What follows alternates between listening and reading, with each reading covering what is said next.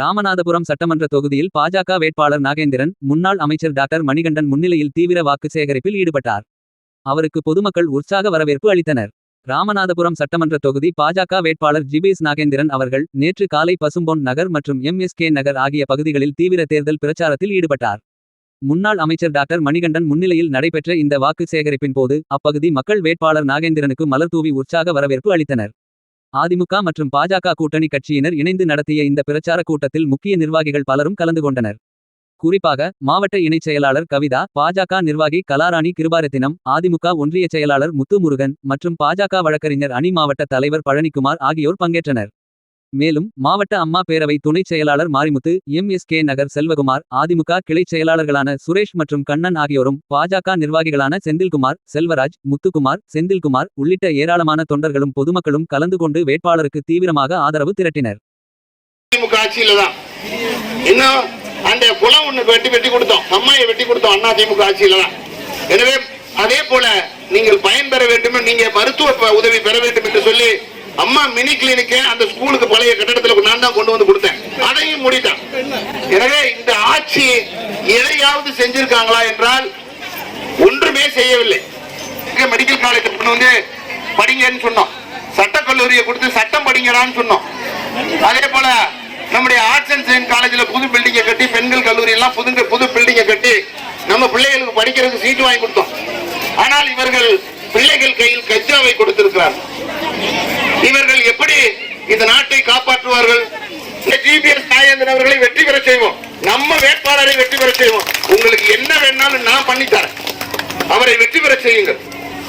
அவரை பிடித்து உட்கார வைத்து இங்க நம்ம வேண்டிய உதவிகளை எல்லாம் கேட்டு விடலாம்.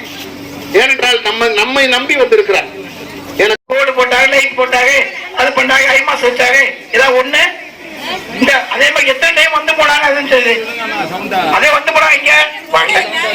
ஆனா இவங்க பண்ண சாதனைகள் ஃபுல்லா பண்ண சொன்னாங்கல்ல, அந்த நாள் என்னாச்சு? நமக்கு நம்ம பிள்ளைங்களுக்கு வேதனைகள் தான் மிச்சம். சரிதானே? வேதனைகள்னா வீட்டுக்கு வீடு கஞ்சாவை கொண்டு ராமநாதர் மூலம் சேர்த்துட்டாங்க.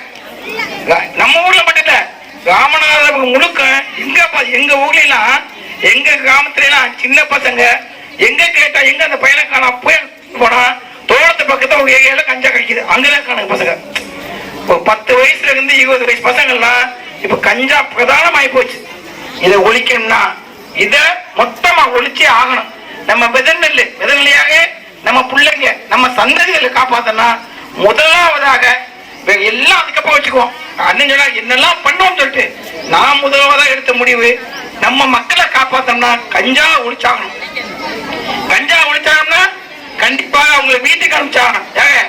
இப்ப உள்ள எம்எல்ஏ அதை இருந்தாங்க, இப்ப இல்ல இருந்த எம்எல்ஏ இப்ப உங்களை தேடி வீடு தேடி வந்து இருக்காங்க. எதுக்காக? அவங்க நம்பிக்கை கோடியா சம்பாதிச்சு வச்சிருக்காங்க கஞ்சா வித்து. நம்மகிட்ட கொடுத்தா ஓட்டு போட நம்பிக்கையோட இருக்காங்க. ஆனா இப்பவே 500 இதை கொடுக்க ஆரம்பிச்சாங்க. அங்கங்க நான் இன்னொன்னு சொல்ல நினைச்சேன், மக்களுக்கு நீங்க